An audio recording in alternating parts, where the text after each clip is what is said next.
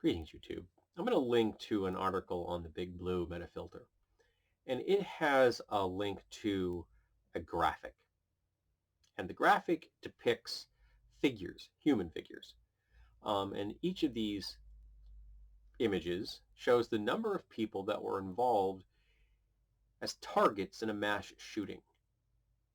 And it designates how many of them were wounded and then how many were killed.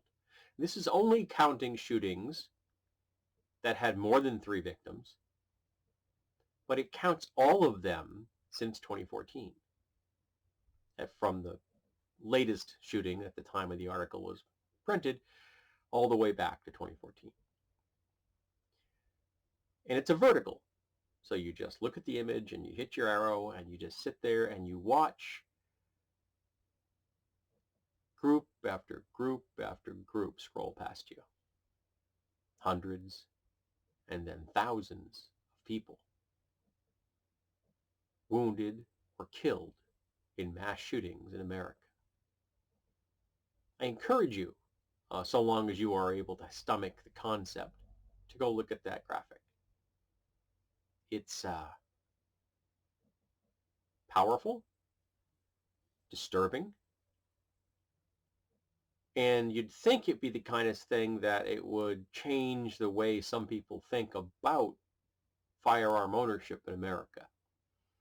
But then again, you'd think the same thing about Sandy Hook, where 20 children were gunned down at school, and then their families hounded and hunted and harassed by the InfoWars folks.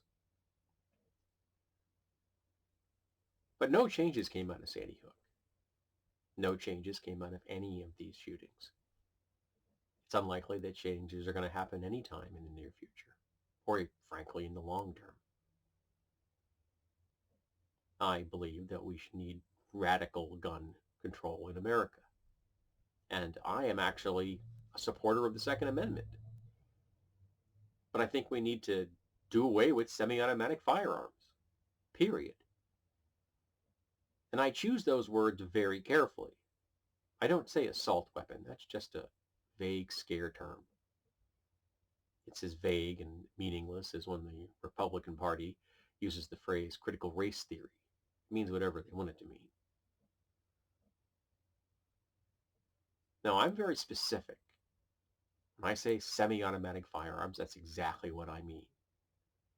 No civilian needs access to a semi-automatic firearm. That still leaves them a lot of firearm types that they can use for their plinking and their hunting and their home defense. And of course, if you have a firearm in your home of any variety, it is far more likely to be used in your own home against the residents of that home, either accidentally or intentionally, both for homicide or suicide. Having a firearm in the home is a significant multiplier when it comes to the chance that someone in your home will be harmed in a firearm event. The chance that you will ever use that firearm against an intruder is vanishingly small. It's not zero, but it's far outweighed by the number of people that are accidentally shot, where children shoot their siblings, or a person shoots themselves, or they commit murder of a family member, or they shoot themselves.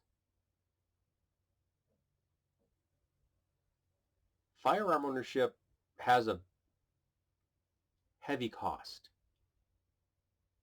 and we don't like to talk about it in America. We don't like to talk about the fact that there are more firearms in America than there are people.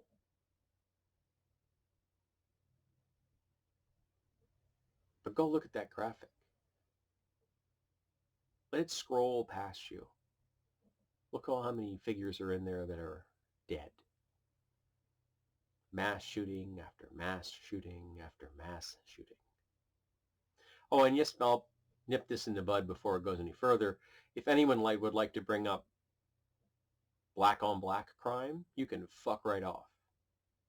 Because the research has shown that crime is against your own people. So there's lots of white on white crime. You shoot the people that you live with and you live around.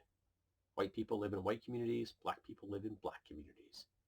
And also, if someone would like to point out the fact that they will tell you that black people have higher levels of criminality, that is a lie.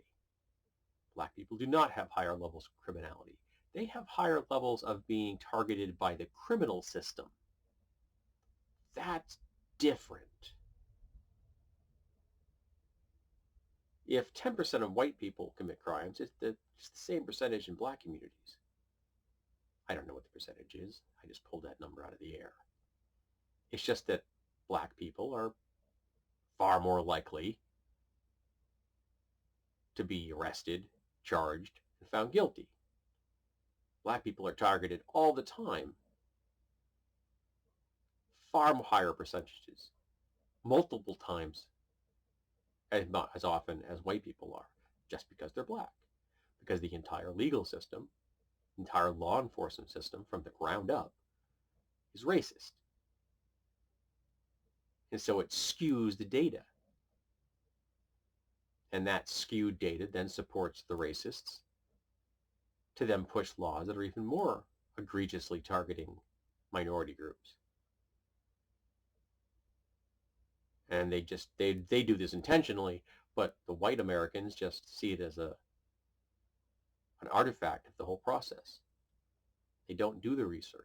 They don't look at it because they don't want to. It makes them uncomfortable. In America, making a white person uncomfortable is far worse than killing a black person.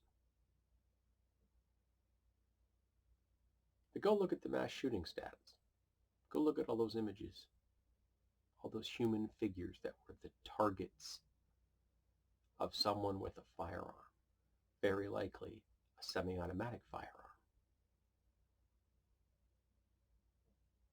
And then think to yourself, maybe we should do something about this. And maybe tell your friends that too. Maybe tell your politicians that too. Maybe vote for politicians that will actually do something about it. Help support the changes that will save human lives. The lives of those who own the firearms, the lives that own, then the lives of those that might be targeted by them. We can do something. We just choose not to.